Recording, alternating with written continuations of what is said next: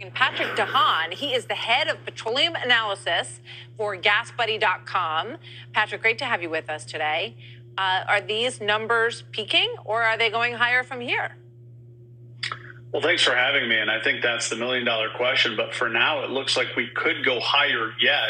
Americans not really responding in kind to the high prices. Demand for gasoline, according to GasBuddy data last week, rose 3% in light of the stats you showed, that we've continuously set new record levels almost every day, and the national average now at $4.58 a gallon today.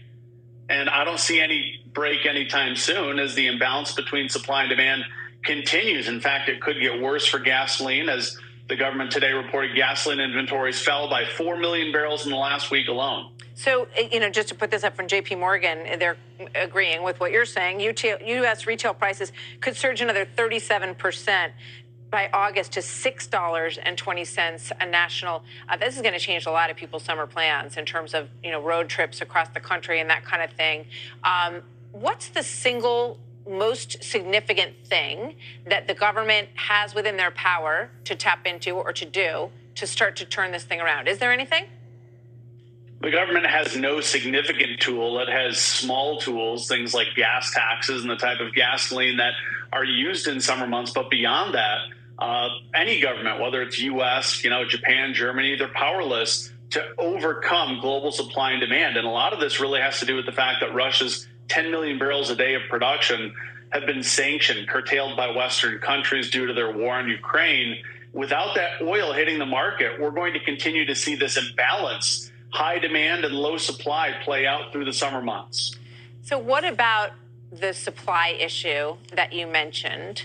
Are there things that could be done to signal that there is more future supply that might come online that might impact these prices, as people betting on these prices sort of take that into consideration as well for future prices?